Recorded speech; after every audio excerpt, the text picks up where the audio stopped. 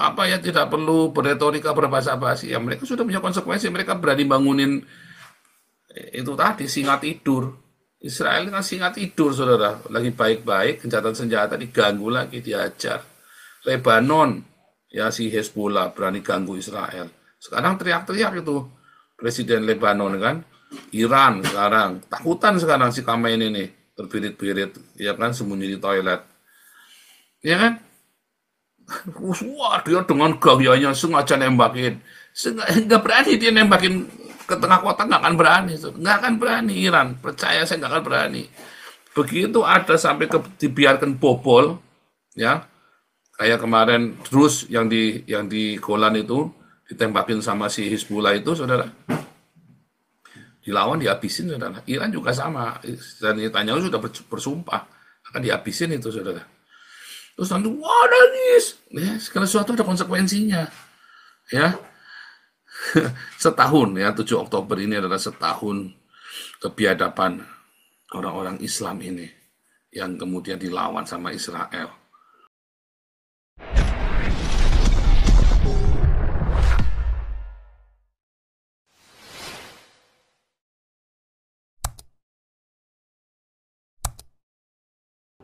But how it will change the country's future is still a question.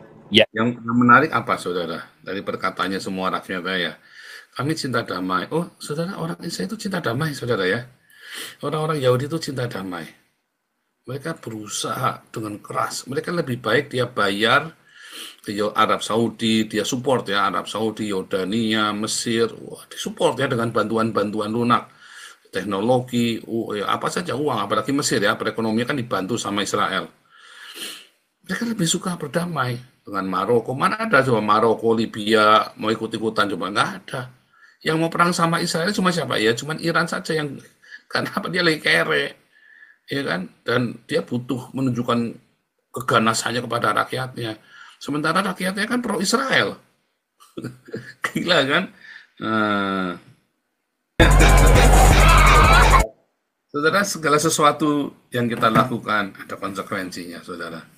Ketika orang-orang Islam nutupin gereja, ya, Anda pikir terus orang-orang Kristen semuanya penakut. Ternyata ada Joseph Paulus Nabi 26 yang berani nantang ya, saudara ya. Terus bisa ditangkap nggak? Sampai hari ini nggak bisa ditangkap, ya kan? Sampai hari ini nggak bisa ditangkap Joseph Paulus Nabi 26.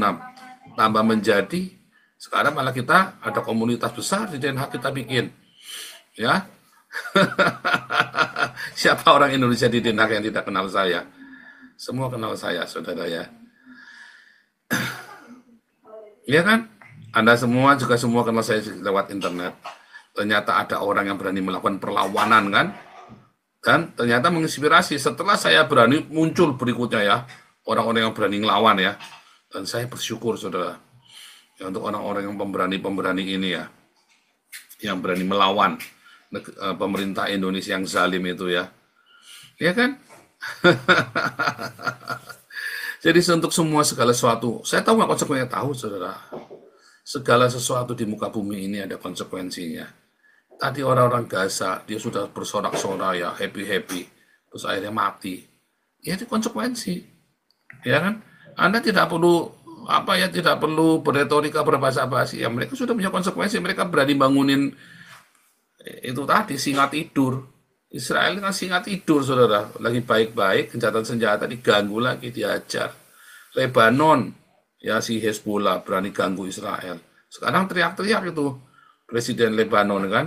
Iran sekarang takutan sekarang si Khamenei ini terbirit-birit, ya kan, sembunyi di toilet, ya kan. Wah, dia dengan gayanya sengaja nembakin. Nggak berani dia nembakin ke tengah kota, nggak akan berani. Nggak akan berani Iran. Percaya saya nggak akan berani. Begitu ada sampai dibiarkan bobol, ya, kayak kemarin terus yang di Golan itu ditembakin sama si Hizbullah itu, saudara. Dilawan, dihabisin, saudara. Iran juga sama. Dan Netanyahu sudah bersumpah akan dihabisin itu, saudara. Terus nanti, wah, nangis. Ya, segala sesuatu ada konsekuensinya. Ya, setahun ya, 7 Oktober ini adalah setahun kebiadaban orang-orang Islam ini yang kemudian dilawan sama Israel. Dan Arab Saudi, Yordania, Syria sudah kapok. Negara-negara Afrika Utara sudah kapok. Yang belum kapok ini kan Iran, karena kan belum pernah berinteraksi langsung dari dulu kan. Nah, ini juga akan sama kan kapok, sudah dihabisin. Ya, dan Lebanon sekarang ini udah terbirit-birit. Ya, kita saksikan dulu terakhir ya videonya, sabar. Ini Abu Othman, sabar ya, saya mau tunjukkan terakhir ya. Marks 1 year since the horrific events of October 7th, when Hamas launched a large-scale terror attack in Israel, killing over 1,250 Israelis and foreign nationals, including children and women. More than 250 people were abducted and taken to Gaza, including many women and children.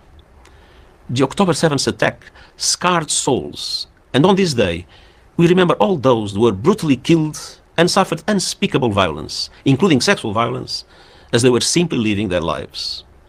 This is a day for the global community to repeat in the loudest voice our utter condemnation of the abhorrent acts of Hamas, including the taking of hostages.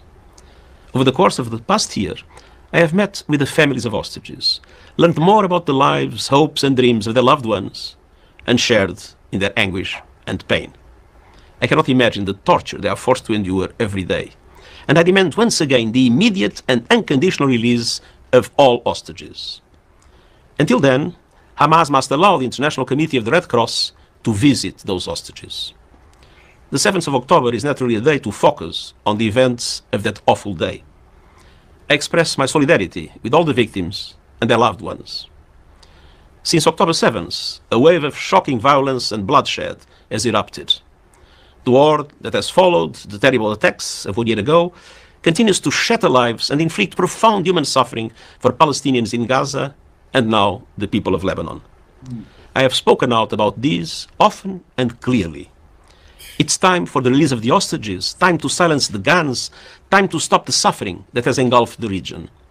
Time for peace, international law, and justice. The United Nations is fully committed to achieving these goals. In the midst of so much bloodshed and division, we must hold on to hope. Let us honor the memory of the victims, reunite families, and end the suffering and violence in the whole Middle East.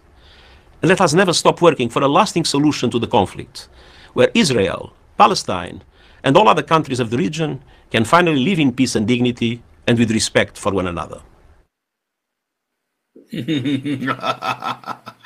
Ini ada Abu Othman sama Omong Toba. Silakan Abu Othman, lalu lanjut Omong Toba ya. Luar biasa. Pak Paul, sebelumnya saya mau kasih encouragement nih.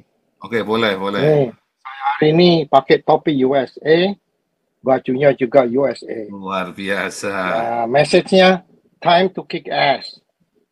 Habisin, ini kesempatan besar, habisin teroris. That's it, lanjut. Luar biasa. Abu Othman.